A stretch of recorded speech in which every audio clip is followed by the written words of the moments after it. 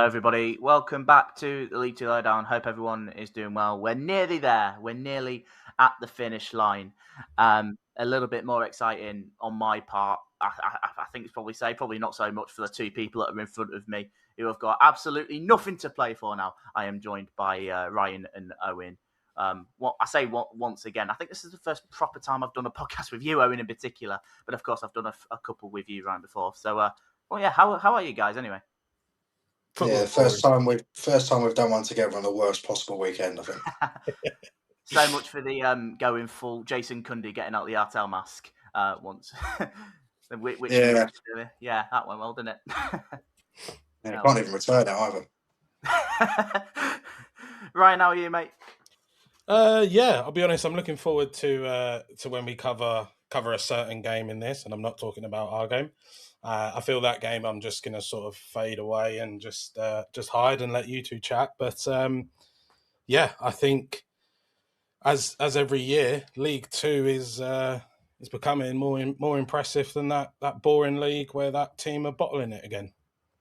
League Two is very much League Two in at the minute, and we'll get into it. Obviously, we saw your result against Harrogate, which has blown a relegation race wide open with only a couple of games left, and so much for the promotion places and the race for the playoffs. It's all getting interesting. A couple of games left, but before we get cracking into this episode, if you are new around here, please make sure to subscribe to the YouTube channel. It'd be greatly appreciated. Download podcast wherever you get your podcast from. Follow the TikTok as well. Again, I'm trying to make a bit of a conscious effort to post more on there. I was posting quite a bit previously, and I'm aware it's died down for a little bit, but I'm trying my best to get around to do a couple more, release some clips on there as well that you hear from the podcast. So it'd be greatly appreciated if you did. Right, okay, let's get cracking. I mean, 6 games as usual for deep dives. Let's start off at Swindon Town. Obviously, wanting to put their defeat to Colchester, pretty miserable one behind them. Big chance at home, big opportunity against an Accrington Stanley side who have been on the beach for weeks in front of a big crowd, and they got off to the worst possible start, it's safe to say. Within the space of the first 30 seconds, they're 1-0 down in the game. Through Josh Woods. But saying that, they went 1-0 down in the first minute, but it only took them a couple of minutes to get themselves in front. Quick 5 goals from Ollie Palmer, good header from there from Jake Batty crossing in. Aaron Drennan, that man again, put them into a 2-1 lead, and it stayed like that up until the 92nd minute, in which Luke Butterfield capitalised on a goalkeeper mistake. He sort of Connor Ripley sort of parried it into his path. We could talk about the defending for that in a little bit, but I mean, we'll get your guys' thoughts on it, but ultimately for Swindon, more points dropped, and it probably is 2 points dropped at the end of it. I mean, you looked at the game. I mean, we watched it. Well, I certainly watched it. I know, Ryan, you said you had. I thought in the game they did have chances. They had some good chances there, but it's all good saying that when you don't take them. And again, I just didn't think Swindon were all that again. Like, especially after that Colchester defeat, you're expecting some sort of response, and I don't think I really saw it at all.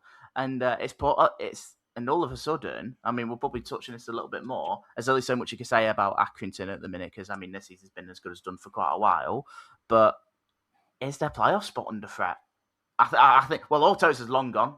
Let's put it that way. Is their playoff spot under threat? Yes. Yeah. And not because I want to be proved wrong, but if they do lose a playoff spot, I did say they would.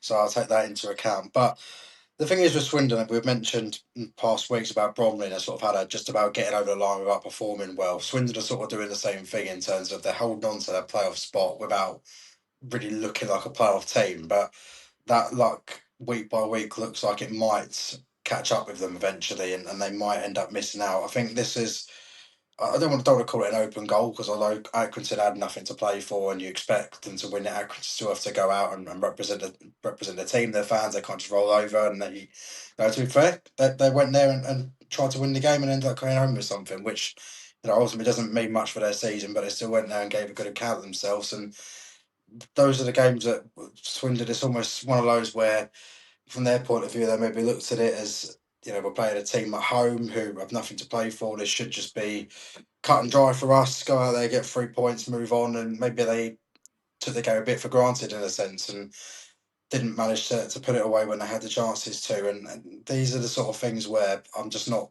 sure on Swindon. I think they could end up still getting into the playoffs, but as I said last week, if they get in there, I'm not remotely convinced that they progress to Wembley over 2 games, because out of the teams in there, Grimsby and Chesterfield are playing well at the minute and obviously scrapping for a playoff place. And you look at the teams that are already in those players' positions. I think Swindon are by far and away the team who are playing the worst at the minute, in the worst form, and look the least convincing out of those. So if they are to go into a 2-legged tie, I don't see them progressing, and it could be a case of when, I think we're going to touch on the 2 games they have left. I'm sure everyone will know what they are.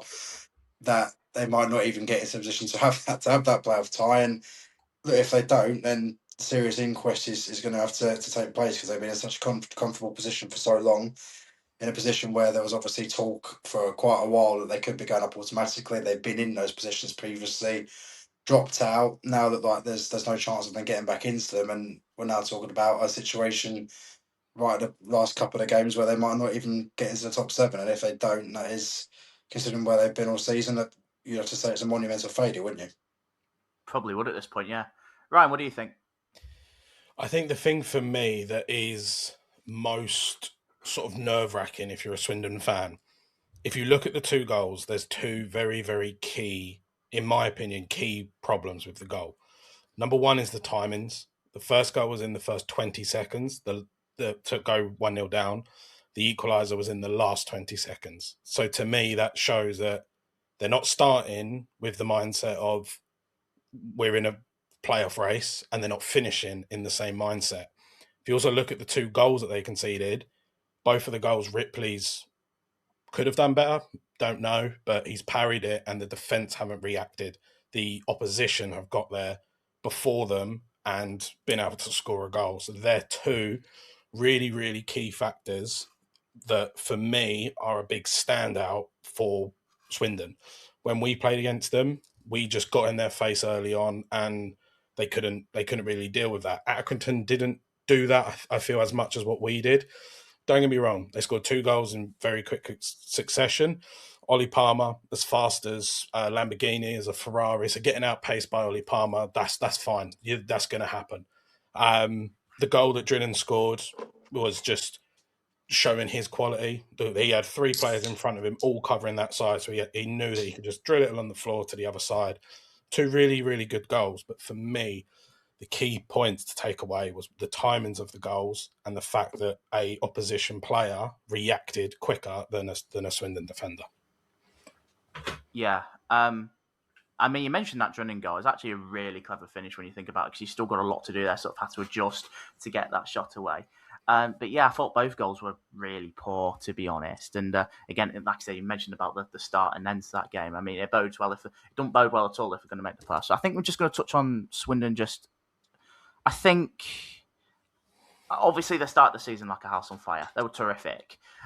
Came running out of the blocks at times. They were blowing teams away. Playing some brilliant stuff for this level, and we had nothing but good things to say about them. I was saying that about Ian Holloway through gritty teeth, but it almost feels like probably around like December time, performances have not matched what they were.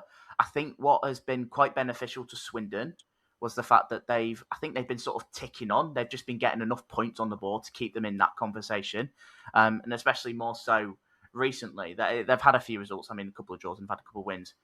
That game against Colchester was probably what they've deserved performance-wise for a long period.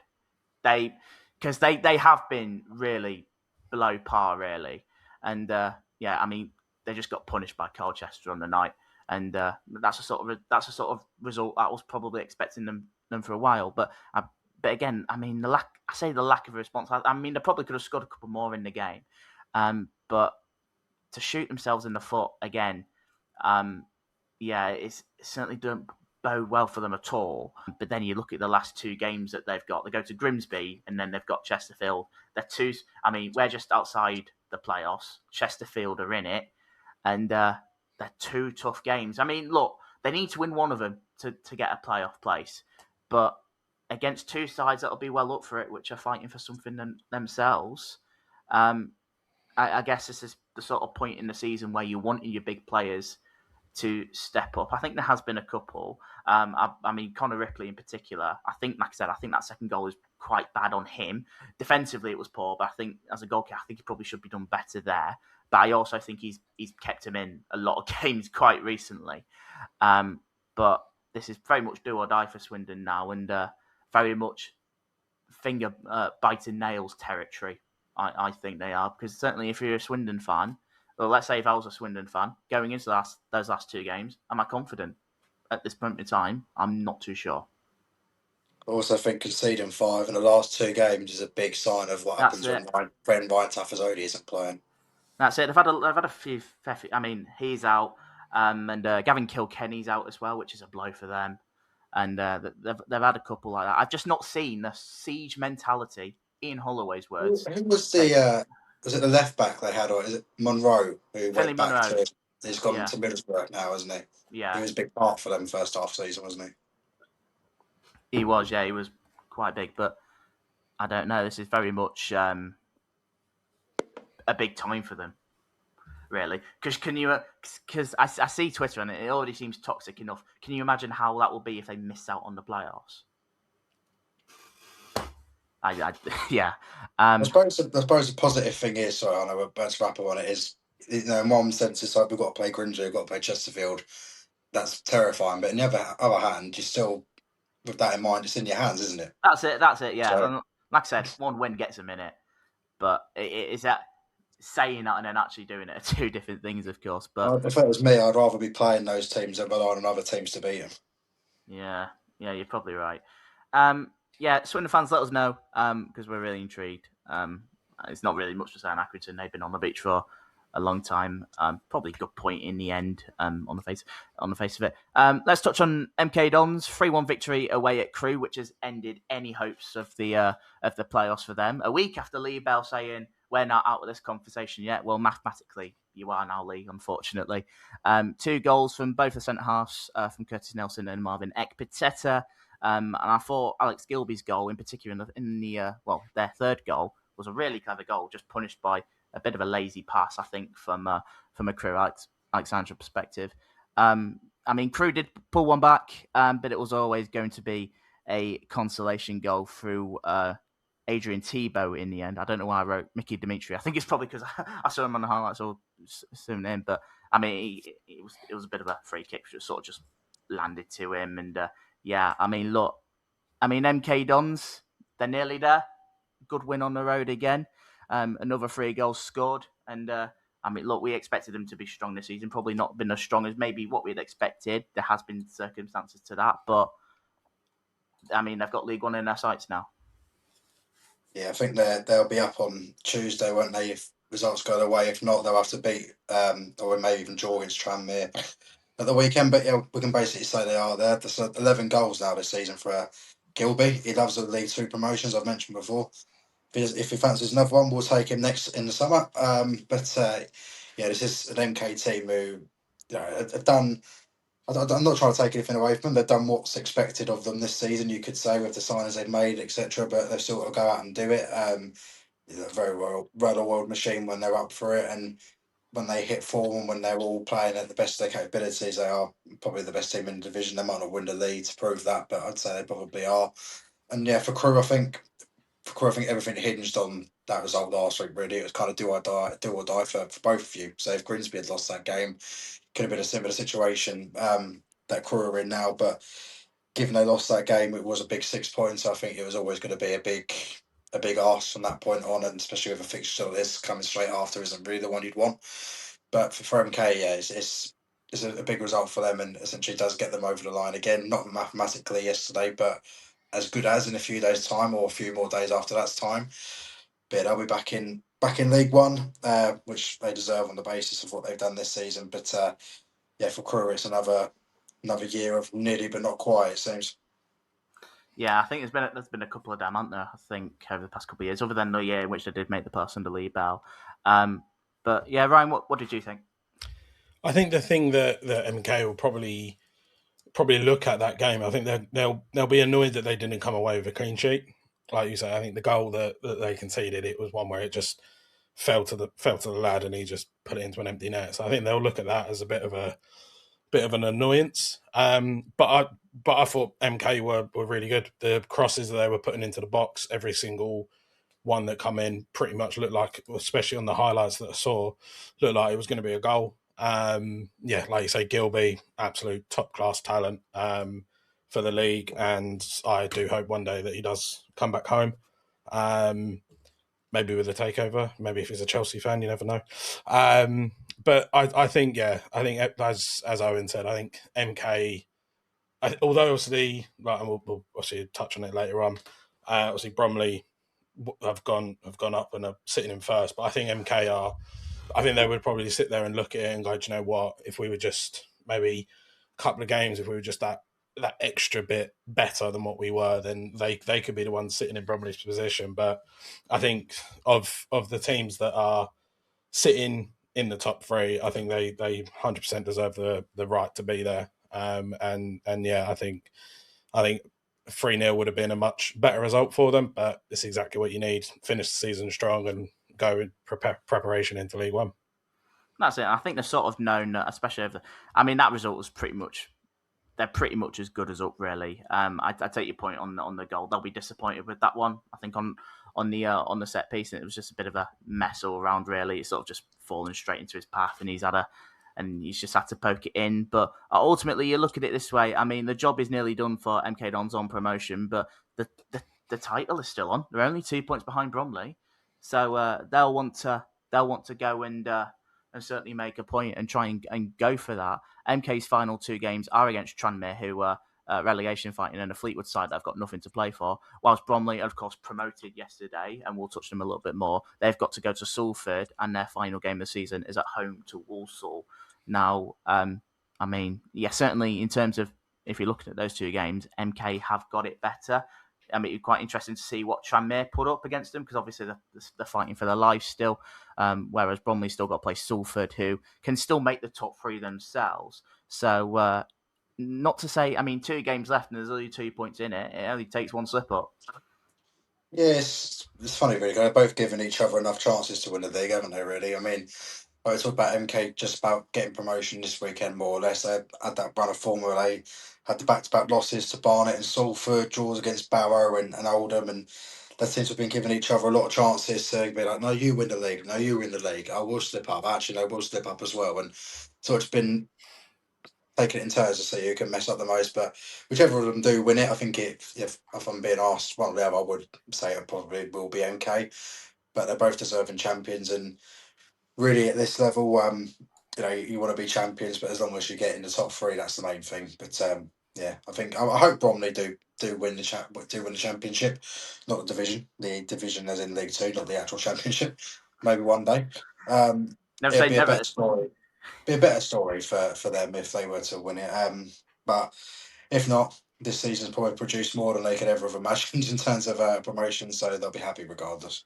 Yeah, exactly. I think if you offered them promotion at the start of the season, they'd have said, yeah, you know what? Yeah, that's fine by me. But I guess once you're in this position, you kind of want to go all the way as well. But and for Bromley to do that, if they were to do that, is obviously a magnificent achievement for them against all the odds. Whereas they had the expectation of MK Dons, was all saying champions, 100 points, etc., with the money they spent and the team they've got. So I don't know. It's certainly going to go. It's probably going to be another one that goes right down to the wire. But yeah, the season's just sort of fizzled out for Crewe. After that defeat to Grimsby last week, you were asking miracles really for them to make the playoffs. They've fallen short again this season. I do think they have been better this season than they were last season. I think there were a fair few question marks over some aspects to the club, but I think they're certainly.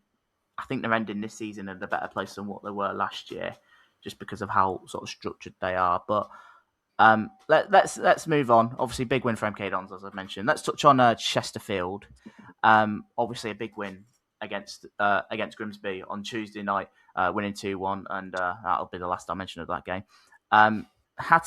Not much really to say on the first half, but the second half is where it all got a little bit interesting. Chesterfield reduced to 10 men on the hour mark. Kalman Fadzine getting a red card. I wasn't sure if it was for the tackle or for dissent, really, because he sort of looked like he mouthed off at the referee once the foul got given, but I wasn't sure it was either way. He looked like last man, but it also looked like he got the shot off. I'm not too sure. But Ched Evans opened the scoring for Fleetwood in the 67th minute, and it stayed like that right until the 89th minute, where Ryan Stirk, it sort of just fell to him from a free kick, which was fizzed in low, and he his low shot sort of just deflected into the net, and what could prove to be a big point on the road for Chesterfield, playing with 10 men as well. And but I think one thing I'll mention, certainly on Fleetwood's end, they're their own worst enemy, I feel. Because I do feel like at times they have played really well in games this season, but there's been quite a number of times in which they just haven't been ruthless enough. And I saw yesterday, watching some of the stuff from their games, and some of the chances that they had. Again, it's another game they'll be kicking themselves, really, that they've not got more from the game. Now, obviously, their season's over. It's been over for a little bit. But you also think that, because they've had similar performances like that. It's League Two, I get that. But just imagine if there was a little bit more ruthless. It could have been all the difference there. But I'd say, it could be a massive point for Chesterfield, actually, when you think of it like that. If you're not going to win the game, don't lose it. And to nick it in the 90th minute when they've had 10 men for the best part of half an hour, probably when they're not playing at their best, it could be huge in the last couple of games.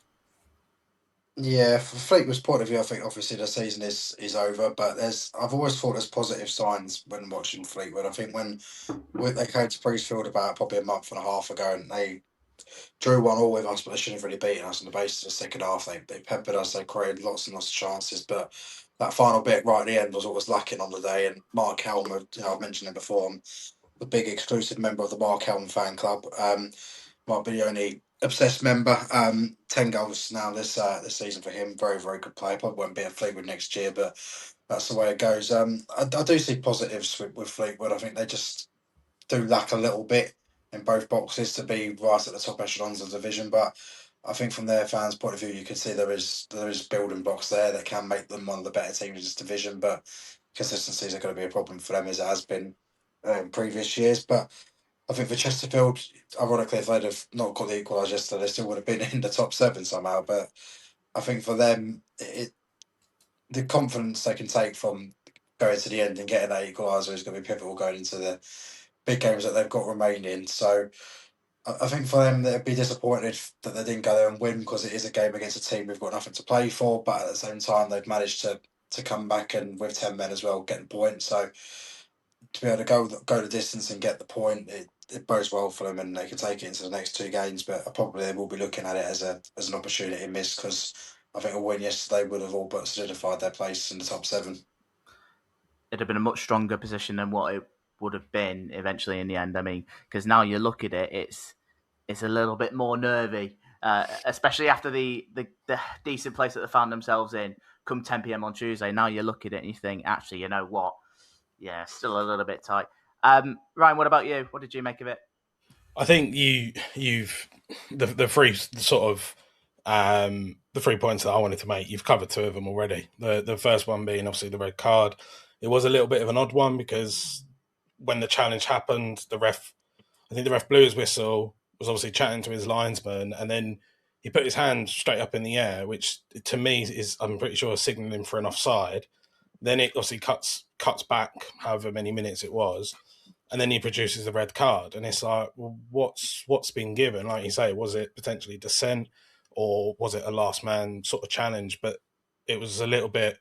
I felt a little bit bad for him, because it does look like the way the ball goes, it does look like he's won the ball, but he's done it from behind. He's in the air. He's out of control. So when you look at the letters of the law, unfortunately, out of control challenge in the air deems a red card. But I think it was a little bit of an odd one.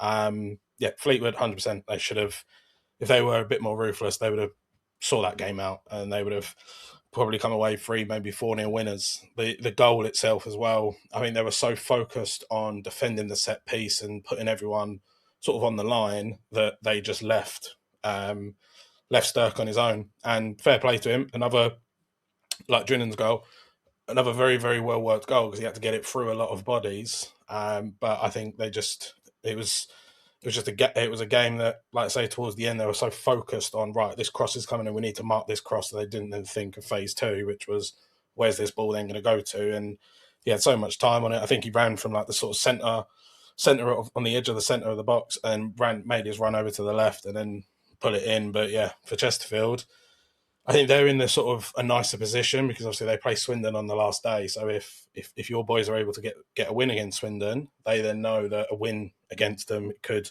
throw a massive spanner in the works. So I think in that aspect they are a little bit better off, Chesterfield. But obviously their next game's Crewe, so a team that have just obviously lost out on the last playoff spot. So are they going to come out and be like, right, let's make this as hard for everyone else, or are they going to potentially field some of the youngsters?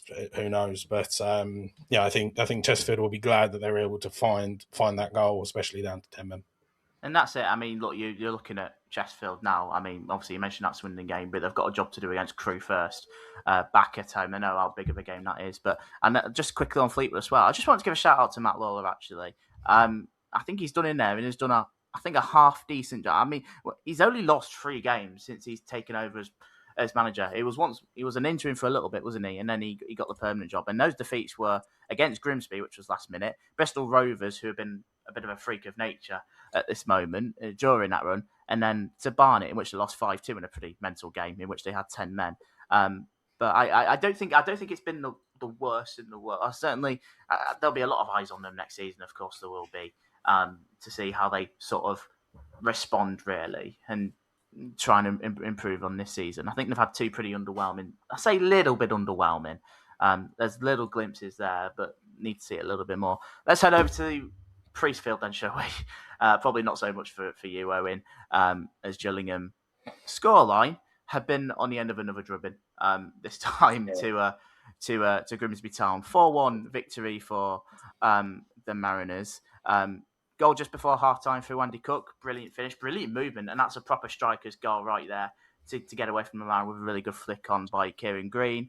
Equaliser for Gillingham 10 minutes into the second half. It's a really good goal, actually. You could probably do a look. I mean, Rhys Staunton, the way that Gareth McCleary has just got away from him there and then the finish and then that ball over the top to find him, still got a lot to do to sort of get that touch and then just to beat Jackson Smith with a little dinky. I thought it was a really classy goal from someone who's 38 years old, still doing the business. And then I thought Gills were very much in the game for the first 20 minutes of the second half, and then they've just hit the self-destruct button, isn't there? Certainly one that Glenn Morris won't want to see. A horrible mistake, which has given Jays Cabia the easiest of goals, really, tapping into an empty net. His 20th of the season. I don't think he'll have a harder one. And then it's just sort of went back to us from there. Kieran Green with a front post header to make it 3-1 from a Charles Verdon cross. And then I thought that fourth goal, which Charles Verdon was on the end to score it, I thought was a really good team goal. The first time pass from Cook to find Green to take that touch. And then Vernon's still got a lot to do because that ball is fizzing in with so much pace to get that on target and to put it into eventually an empty net in the end. But that was the response I wanted, really. I was disappointed after choosing out against Chesterfield. I was thinking, we've got a bit to do here. And all of a sudden, I've been re-energized again. We've obviously got that game in hand as well, but it was absolute paramount. We walked away with 3 points yesterday, and I'm glad we did that. Goal difference might play its part, another 3 goals to add to that. But yeah, Gillingham, talk about hitting the self-destruct button. And I think that's happened a few times this season, isn't it, Owen? Yeah, tough place to go, Priestfield, actually. Do you know what? In the first half, I don't think there was a whole lot in it. I think you got down our right side quite a lot, fizzed quite a few balls across the face of the goal, but there was no one there to get the touch. We had a few moments from corners where the balls bounced around the box, but we've not got the final contact right, and it's come to nothing. And do you know what, with Andy Cook, obviously I put the message in our chat saying, he never scores against us, sarcastically, and he did it again.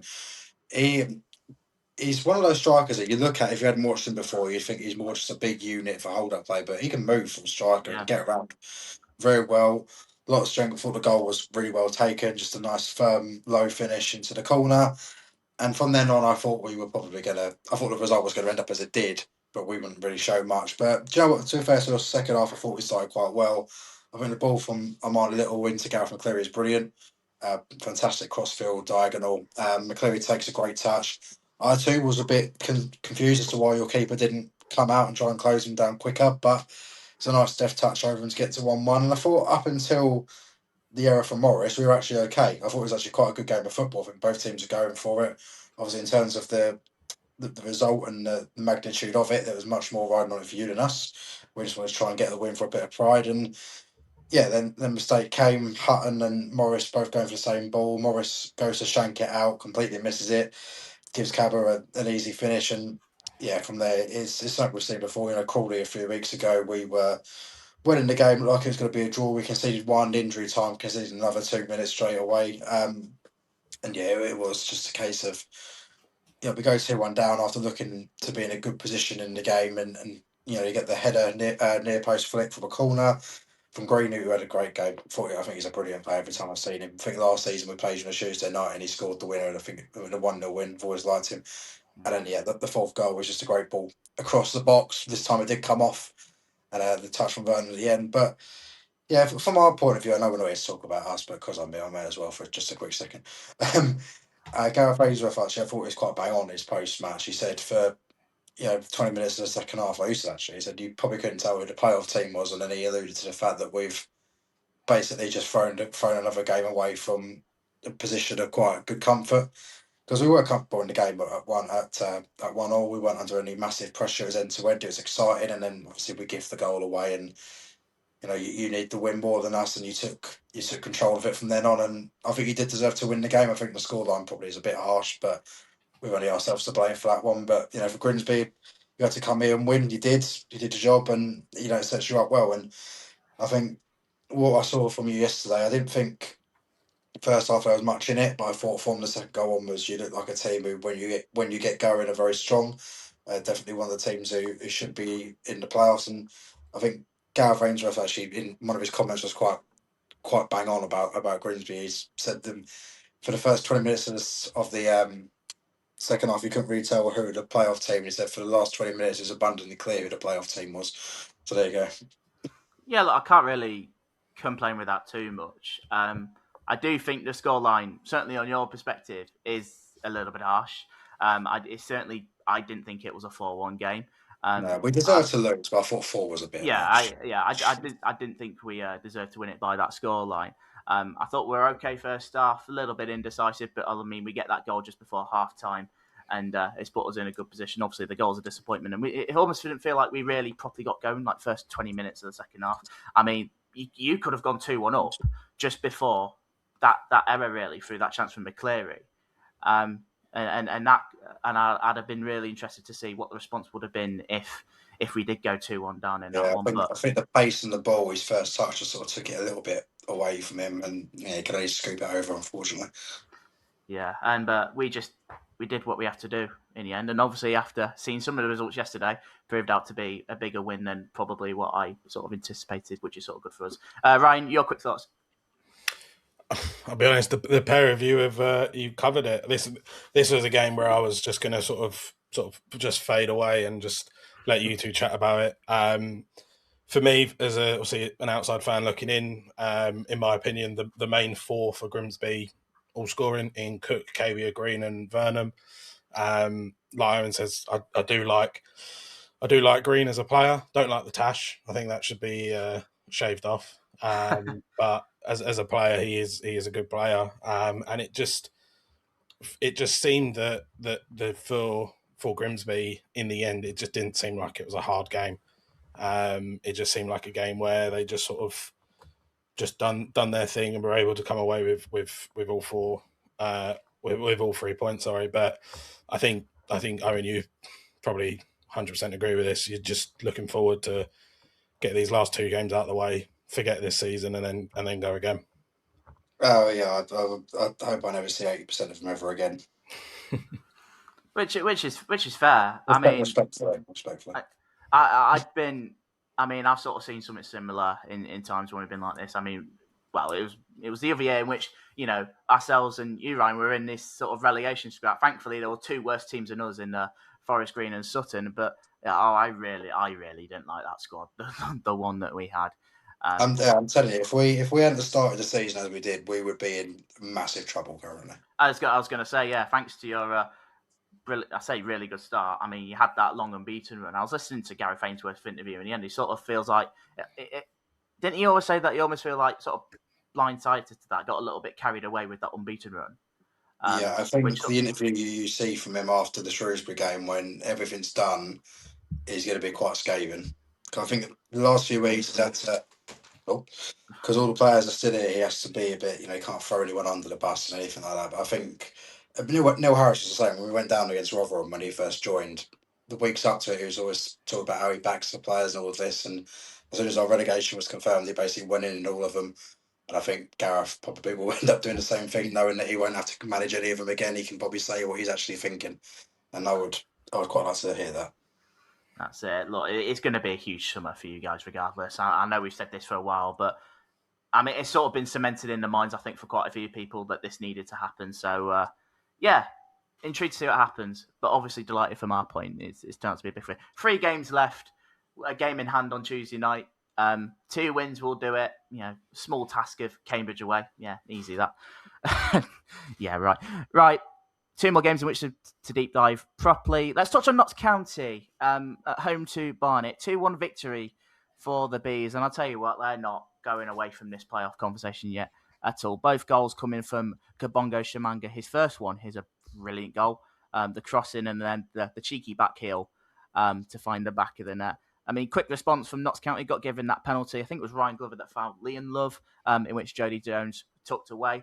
Kieran Slicker went the right way. And another goal to add to Shamanga's tally in the 69th minute, latching onto a Callum Stead sort of cross. I'm gonna go cross. It didn't look much of a shot, but he's been a good signing, isn't he?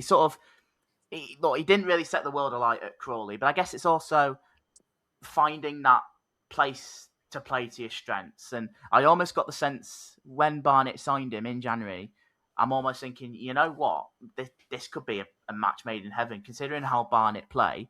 And if they can have someone like him to put some of these chances away. And 12 goals in 19 appearances so far for Barnet.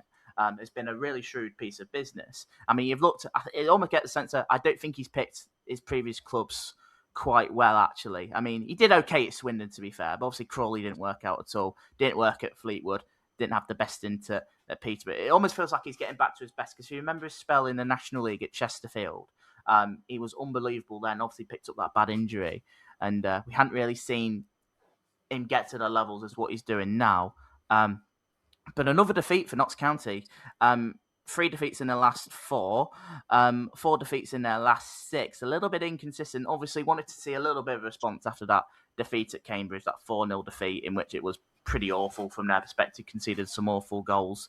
Barnet are a good team, don't get me wrong. Currently unbeaten in their last 7 games. Yes, 7 games. 5 wins in that time. But again, certainly not form. It's probably going to be the playoffs for them now. They're only 2 points behind Cambridge, but I think certainly on current form, you certainly don't fancy them at the minute. And even if they make the playoffs, I mean, if they finish these last 2 games like this against Salford and not against Salford. Sorry, I was reading the wrong one. Against Colchester and Bristol Rovers, I should say.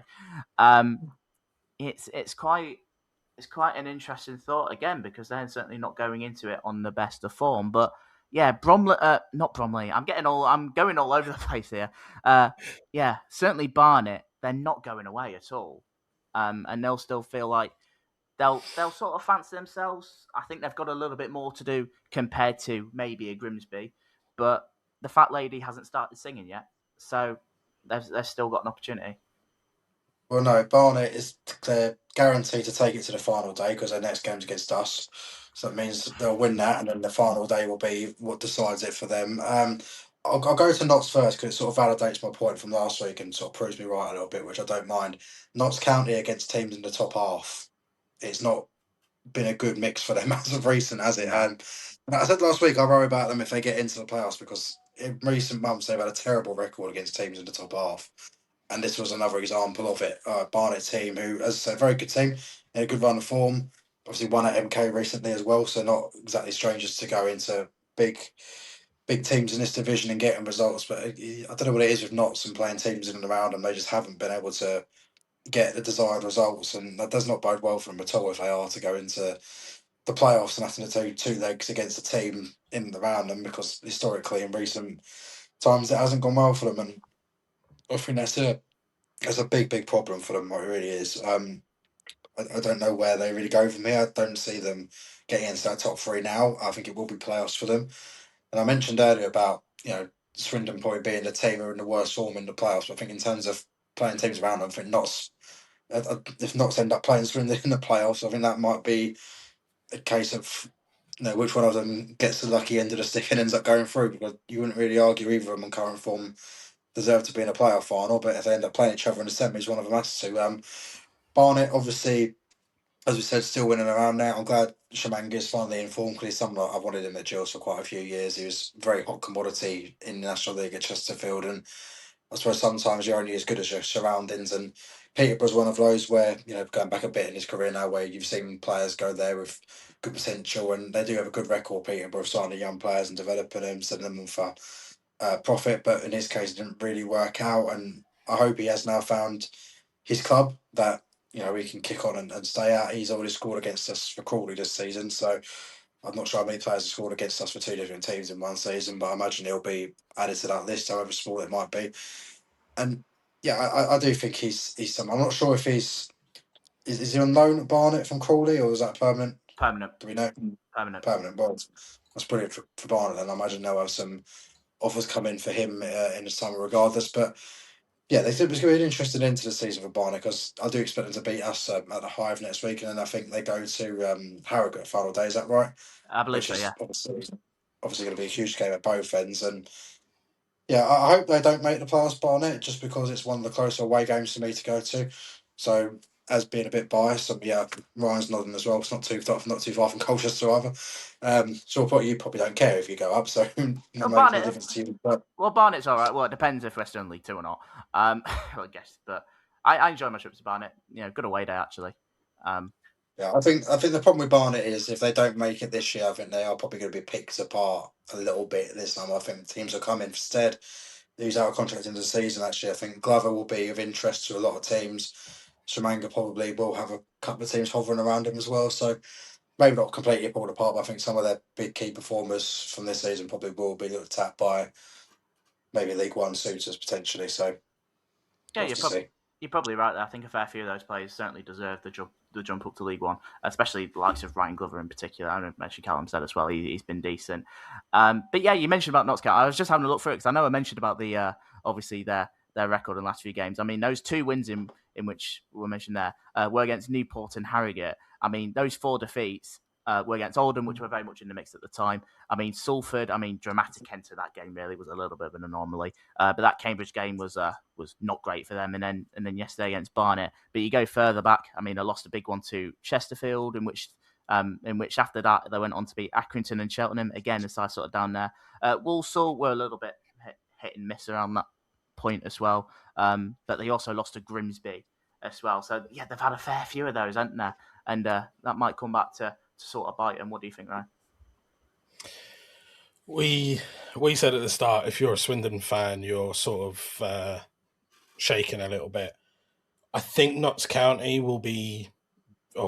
fans will be very similar. They obviously, in the teams that are in the sort of playoff race, apart from Grimsby, they do have the better goal difference of plus 21. So something like that sometimes does actually give you the feeling of like an extra point. But yeah, it's not good for them. The first goal, it was the only thing that Shamanga could do. Box again, like sort of the Chesterfield goal, a box full of players, and he's just the ball's come into him. And he's like, the only thing I can do is just let it go behind me, flick my foot, and see what happens. And it just takes everyone off guard. The penalty, I can see exactly what Glover's trying to do, and it was very, very good work from the Notts County lad. That as the tackle comes in, he just moves his body slightly, so he gets between Glover and the ball, and it was a penalty all day long. But very, very poor penalty to give away. And then the goal for Chimanga to win it, Ness is standing right in front of him the whole time. He's got him exactly where he wants him to do. And then as that ball comes in, he takes 2 steps forward, and that gives Chimanga the space. And as you say, someone that is in absolute fine form at the moment, what you don't want to do is give him essentially a free, I can't remember if it was a header or a volley, or a free shot basically on target from 6 yards out, because in the form he's in, he's going to score it. But yeah, if I'm a Notts County fan, I'm not sitting there thinking playoffs are done and dusted. I'm sitting there thinking it's just next, if they get a poor result against the absolute pride of Essex, which fingers crossed I hope happens, they're then going into the final game of the season thinking, oh, this is really, really not good for us. But yeah, I think recently, especially the last 2 games, Notts County they're starting to fall apart probably when they don't want to, but hopefully they don't turn that around on Saturday. Okay, right, we've got one more game to get through in which we picked for a bit of a deep dive. We could have picked a couple of games, really. I feel you might feel that 1 or 2 may have missed out, but we've gone for Harrogate against Colchester. Sorry for you, Ryan, here. But look, how dramatic can this relegation battle can be? I mean, it already is dramatic enough, but there's another twist in the tale. Yeah, it was a day in which there was a chance that Harrogate could have been relegated yesterday. I mean, in the end, it wouldn't have happened yesterday anyway because of the teams above them all losing. Oh no, Crawley drew with Shrewsbury, didn't they? But the 1 goal to nick it right at the end, 90th minute, when they need some sort of hero to keep them in this fight, stepped up Jacob Slater. A bit of a messy goal in the end. It sort of come from a corner, headed onto the post. It sort of recycled in, just fallen straight into the path of Slater, just to bury it into the roof of the net. Matt Macy, I'll be honest, looks like he was off walkies for that, but that's just my thought. But look, at this stage of the season, where you need points more than results at the minute, a huge 3 points for Harrogate, and after results yesterday, back on level on points with Barrow in 23rd, and they're only a point from getting out of it with only 2 games left. It's probably worth mentioning, as I say, that Harrogate and Barrow both currently 24th and 23rd on 36. Newport 22nd on 37 points. Tranmere 21st on 37 points with a game in hand. And Crawley are in 20th on 38. No one is safe yet. And there's still life in Harrogate. Yeah, I'll keep my thoughts very brief because obviously it's Ryan's team. I know he's edging to talk all about it. The goal itself, yeah, I think it was very much. It's one of those goals you need in that sort of scenario, though, isn't it? Just something that it pings around from the box, takes multiple deflections, and ends up in the roof of the net eventually. Yeah, Harrogate needed that very badly. If they come away with a point, I think that would have been not mathematically, but as good as curtains for them. Do you know what though, with Harrogate? I think the Barnet game, final game of the season, is going to be difficult because I think Barnet was so we push into against the playoffs. But it would not surprise me if in this current state, Harrogate went to Walsall next week and got 3 points. It really wouldn't. And then you've also got, the different. I know this isn't the game we're talking about, but I think it's the final days Newport Barrow or Barrow Newport, whichever way around that is. And it's not over for Harrogate. The amount of times this season we've looked at it and we said Harrogate pretty much gone. It's going to be one place. And then a few weeks later, from Harrogate, still probably a bit too far away, and then suddenly we're in a position where they might do it. And I don't really have much interest in who does it and who doesn't because from my point of view, they're all teams very far away from where I am. So and they're all sort of much for muchness. But for the drama of the division, I know Ryan won't agree, but I think Colchester did God's work yesterday by letting Harrogate nick that goal. Because all we want, even from a neutral point of view, I want to see an exciting final day in the relegation battle. I think it's in everyone's interest, apart from the teams down there, that it's exciting. There's a lot to play for. So I'm glad Harrogate got the win yesterday, because I think it makes it all the more exciting, and that's what you want on a final day, isn't it? It certainly does. And it does look like it is going to go down to the final wire, barring anything that was happening next week. Ryan, obviously a big week for Colchester, obviously with the news about John Terry potentially buying the club, coming into this game after 3 straight victories. Yeah, and obviously it's the football that lets you down, isn't it? Yeah. Can we move on? Well, I'm joking. No, I'll be honest. Harrogate, the footballing term, they're fighting for their lives. They literally were fighting. There was probably 3 or 4 players that got elbows and arms in the face that the ref just sort of allowed to happen, really. The goal, yeah, it was Matt Macy, the past few games when crosses have come in, he's been able to use his height and his experience to come out, as he's 6'4", 6'5", but then obviously the reach that he's got is just tremendous. And it was just the one time it will happen. The next 2 games we've got, he'll probably come out and claim them all, but it's just that one that he just missed. And yeah, I think it was just such a hard game to watch, because if we had like a ruthless finish, obviously we've lost Michael Rimbick through the injury. If we had him for the rest of the season, I genuinely think that the game against Milton Keynes and the game against Bromley, we would have got victories in that. The game on Saturday or yesterday, we would have potentially come away with a win on that. We were just missing that ruthless goal scorer up front. But it's I was annoyed when the final whistle went, because obviously it was a game really that we wanted to still win, to try and keep us in that playoff talk. But yeah, as Owen said, I didn't look at it this way. We just done God's work for the league. We were like, do you know what? Let's let Harrogate get the goal. Let's get Harrogate get the win. But yeah, it was not a good afternoon to be a Colchester fan, that's for sure. Done everyone a favour there by making it interesting. I see what you did there. Cheers, Danny Cowley. Right, let's have a look at the 6 games in which we didn't mention. I'll run through them very quickly. A really disappointing day for Barrow after that victory against Oldham in the week. They didn't back it up against Walsall, ended up losing the game 3-1 through goals from Albert Adoma and a brace from Mason Hancock. 2 really interesting goals from him. Certainly for the second one for Hancock. It sort of looked like he sort of caught Barrow sort of napping in that. I mean, Javon Malcolm did pull one back for Barrow, but it was only going to be a consolation in the 88th minute. And again, has put a bit of a dent in their hopes for of Football League survival. Same as Newport. I mean, it's still not looking good for them. 1-0 defeat to Cheltenham pretty late on in this one. George Miller with the only goal of the game in the 82nd minute. Certainly a goal in which, when I looked at it, they'll be disappointed about. And again, their Football League status is hanging on by a thread at the minute just because of how tight it is down there. Crawley, a point for them. Goal to straw at home to Shrewsbury. Looked like they had the better of it, but really, I mean, these are sort of games in which you've got to be taking 3 points from, especially in the position they're in. So it's probably a case in which they've added a point, but not much has really changed. They're still very much in that danger zone, really, for teams that could drop out of the EFL.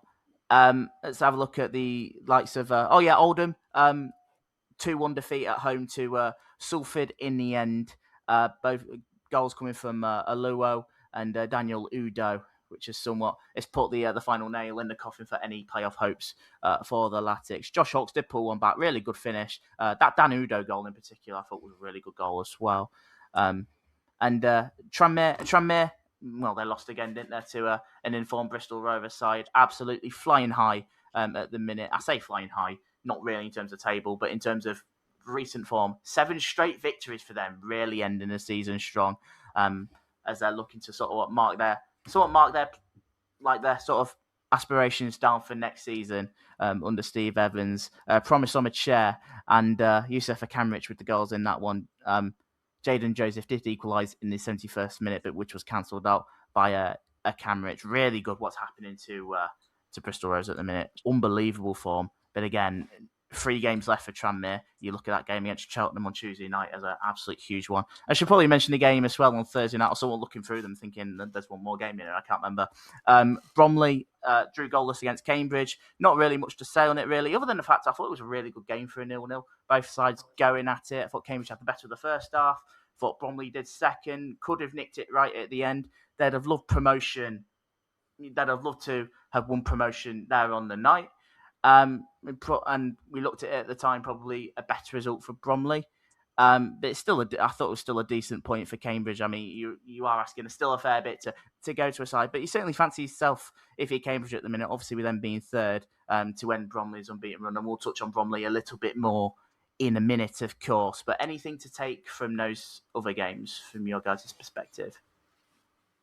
I remember a couple of weeks ago when Crewe played Oldham, and we were asked who's the most likely out of the 2 to get promoted, and I said to get into the playoffs, and I said Oldham, and both of them are going to end up a mile off, as it turns out, which is Disappointed for Oldham because they were on a really good run. They had some really good form, but I think it's sort of maybe in recent weeks caught up to them a little bit, and they're sort of the season's petering out a little bit now, which is a bit of a shame.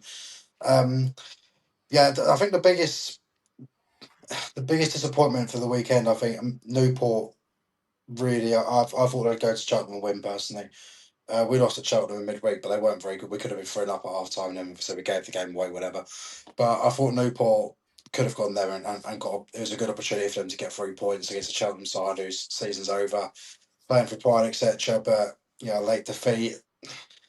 These are the sort of things where you look at teams down and you think it's sort of the same thing with Crawley playing at home against Shrewsbury. You've got to win those games to really cement yourselves as favourites to get out of the situation you're in, and it just raises more question marks and not able to get over the line. And I think it will come down to the Newport Barrow game and the final day, which will be great to see. But yeah, Barrow as well. The goals they gave away against Walsall I thought were really poor. I was watching it before I left for our game. The second goal in particular, I think, was the corner routine where the Walsall player peeled off, and there was Barrow players weren't switched on at all to that. And the thing with Barrow, they have a lot of heart and desire. We're still working in the comeback win against Oldham, but they give away some really, really poor goals from their point of view, and that could well be their downfall coming in the end of it.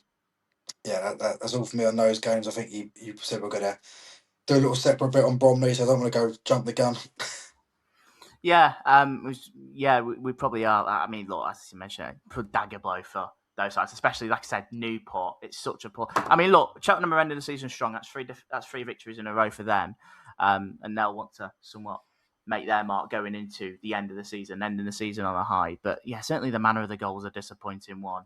Just with the point Oldham, I mean, obviously that good form they had. It's now 1 win in the last 6, 3 defeats in a row.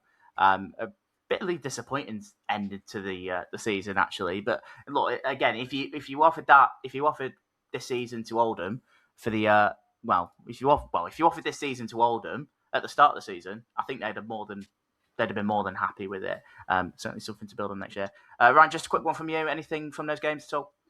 I think the main one is just the job that Steve Evans is doing at Bristol Rovers.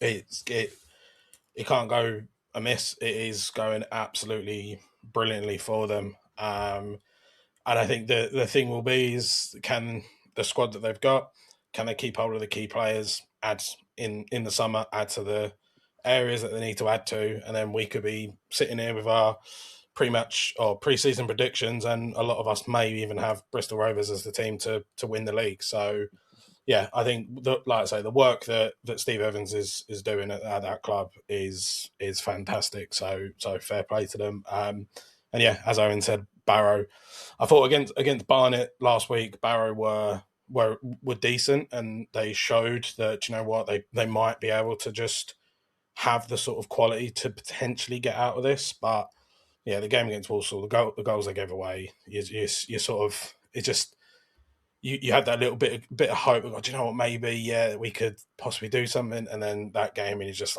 it makes it a little bit more difficult. And actually looking at the table, just how close Barrow and Harrogate are, they've won, drawn, and lost all the same amount of games, and there's 1 goal between them on goal difference. So yeah, it's worrying times, but also, like Owen said, for me as a Colchester fan, Harrogate, Barrow, Newport, Tranmere, any one of them, they're all miles away. So 2 of them can go. That's no problem. Just Crawley, stay away from it, because I like Crawley away. Okay, right. Before we touch on Bromley, let's just get through Luke's team of the week, in which he has kindly given me. I'll run through it very quickly. In goal, he's gone for Mark Oxley of Harrogate, kept a clean sheet against Colchester. Right back, Marcus Eiffel of Bromley. The 2 centre-halves is an MK Dons pairing of Marvin Ekpateta and Curtis Nelson, both of them on the score sheet against Crewe yesterday. Left back, he's gone for Mason Hancock for his 2 goals against Barrow. In right midfield, Albert Adoma for his goal against Barrow for Walsall there. 2 midfielders, and first of all, the first one being his star player is Greeny, Kieran Green, for his goal and assist at Gillingham. His other centre mid is Callum Stead at Barnet. On the left-hand side, he's gone for Charles Vernon. The bloke has played 15 minutes and got a goal and an assist. So, yeah, fair enough. And the 2 strikers, Ollie Palmer for Swindon Town, getting the equaliser against Accrington, and Kabongo Shamanga, as I mentioned, full of high praise in this episode already for his 2 goals at Notts County. I did say Kieran Green was the star player this week. The manager of the week, he's giving it to Dean Brennan, of course, of Barnet. Right, let's give him the moment. Obviously, Bromley had the opportunity to wrap promotion up against Cambridge on Thursday night. They knew that a win would have sealed their promotion. Obviously, it ended in a 0-0 draw. Didn't quite happen for them that night. But there was an opportunity for them yesterday, without them kicking a ball, to wrap it up. And it was Barnet's victory at Notts County, which meant that Bromley will be playing in League One next season. Now, you've got to say it's an unbelievable achievement for them. The second season of being an EFL club in their history. They had a very strong first season last season, and it almost feels like they've built on it. Like Andy Woodman, I mean, what a job he's done there. He's sort of like, he had the recipe for League Two and how to be a successful team. You know, this long unbeaten run that they've been on. They've obviously spent all season undefeated at home, and they've just got a team just full of players that are ready to give their all. And look, you can talk about style of football. Is it great to watch? No, of course it's not. But a few things. First of all, it's clearly been effective for them. It's why they've won loads of points this season and why they've won loads of games, and which is where they're in the position that they're in. And second of all, it's up to those other teams to combat that. Now, for half a season, no team was able to do that. So that just tells you everything you need to know about Bromley. Of course, you looked at the start of the season. I'll be honest, I don't think a lot of people really gave Bromley much of a chance at promotion. I think we also looked at, if there was mid-table, I think you could probably go, you know what, they've had a good season there. Maybe pushing towards a playoff spot because they were decent at times last season, despite finishing, it was like 14th, I think they did. But you've got to give them all the praise in the world. They've been absolutely terrific this season. They thoroughly deserve their promotion. There's still a chance they can go on and win the title, which will be an even bigger bonus for them. And there's a very good chance they could be playing Leicester City in League One next season. Of course, that team who won the Premier League 10 years ago could be a league fixture next season. But look, I've got the utmost respect to Bromley and the job that Andy Woodman has done with the club. Of course, friend of the channel, of course, with Andy Woodman previously being on. But no, what an achievement for them, and it is thoroughly deserved. Yeah, it shows that substance over style is definitely the way forward. I think I read the other day they have like the lowest pass completion percentage in the division or something like that. And like you said, it might have been the prettiest way of playing, a big lump upfield to the big man, which has usually been Michael Cheek, and they can, if you have a good striker to play off him, you're going to get goals. And I remember we played them, I think it was first weekend of September or something like that. It was very early, but when we were still on our unbeaten run and somewhat passable as a football team, we went there and we drew 2-2. And I come out of that game thinking we've got away with one massively. It was on Sky. It was one where McCleary had butted their need their keeper in the face and got us a penalty. And I come away from that thinking they're a very good team, Bromley. And obviously at that time, early September, you can't read too much into other teams' performances because a lot of things can go right or go wrong. And I think they've got better every time I've seen them this season. I think Woodman is a great example of teams having to give managers a bit more trust, maybe, to get the end result. You know, we see a lot of hiring and firing sort of teams in a division. We're a big example of that. And I think Andy Woodman's a good example of giving managers time and you will be rewarded. And to be in the Football League for just 2 seasons and get a promotion is incredible. I mean, there's teams, I think Colchester, and Walsall don't have the longest record at the minute for teams without going the longest period without promotion or something like that. And Bromley, on not a massive budget at all, can do it in 2 seasons. It just shows that once you get the manager and the philosophy and the family-ish environment, if you like, of that football club, it breeds results. And I'm not particularly happy for them because it's our closest away game. We only got to experience it for 2 years, but in terms of footballing point of view, you can't deny them. They've been fantastic. I think they're a team who, people maybe won't take them too seriously in League One because it's still a small team, but I think they've got a lot of potential to go further. I think probably there is going to become a point where they're going to, become a bit stuck and maybe come down again in a year or two, in a couple of years or so, because they won't have the facilities to, especially for teams like Leicester coming into the 3rd tier.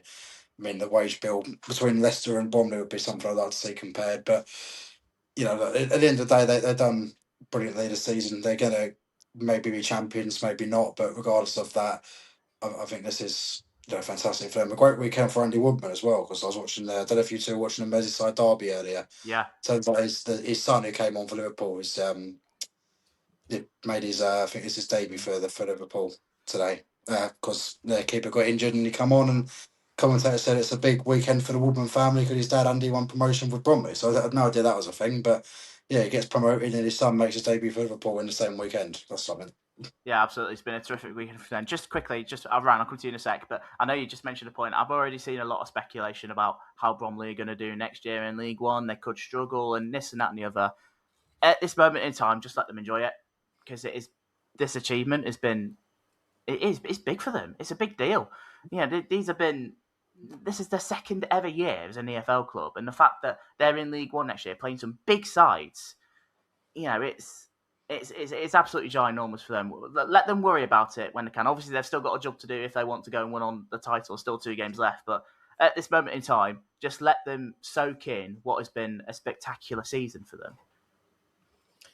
Yeah, I think you said at the start about like the style that Bromley play. I think there's in League Two especially, there's 2 ways that you get out of the league, and number one is you sort of do what Wrexham did. You bring in players that are way above this level, you pay them a bit extra, and you hope that they get them out of the league. Pretty much what MK Dons have done. Or you play the way League Two football has been for the past 10 years. Have a team full of big lumps, a person up front who might not be 6'4" and rapid like Erling Haaland, or 5'10" and really, really good with the ball like a Lionel Messi, even I think he's even smaller. But you've got someone like Michael Cheek that knows the league, Fox in the box, definitely get you sort of 15 to maybe 20 goals a season. You then put behind him some very bright, young, talented players. You have a back line of just big units, Shawamni, Webster, Medley, players like that.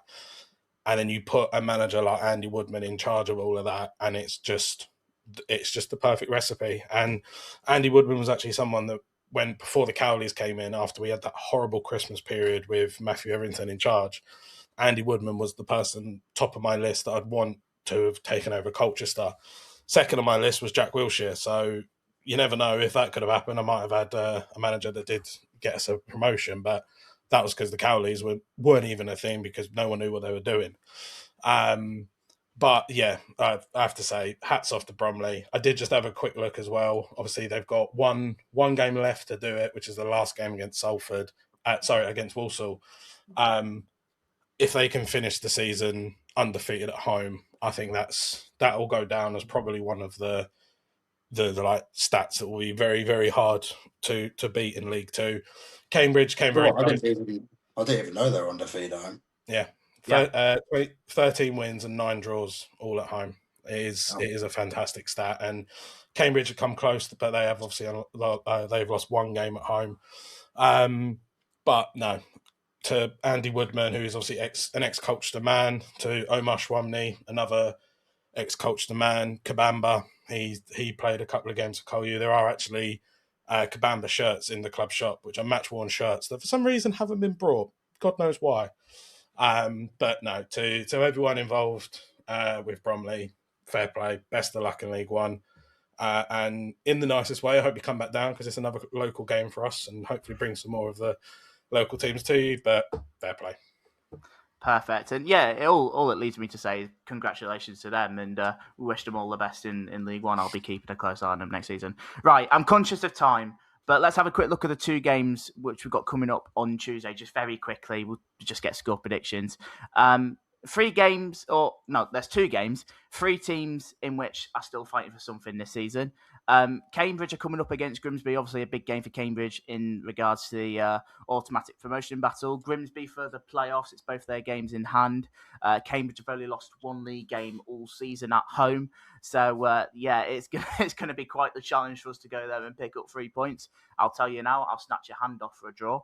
And then you've got Cheltenham coming up against Tranmere. Now, obviously, Cheltenham got nothing to play for, but like I said earlier, have won their last 3 games. This is absolutely pivotal for Tranmere Rovers now. I think this is the game in which they've got to go there and pick up 3 points, because you look at their last 2 games, they go to MK Dons next Saturday, and their final game is at home to Grimsby. Two sides that could still, certainly in MK Dons' case, will have something to play for going into that game potentially, but even potentially Grimsby as well, going into the finals day. So it's absolutely pivotal that they get 3 points by hook or by crook, really, in this one. I'll go do them both in this score predictions.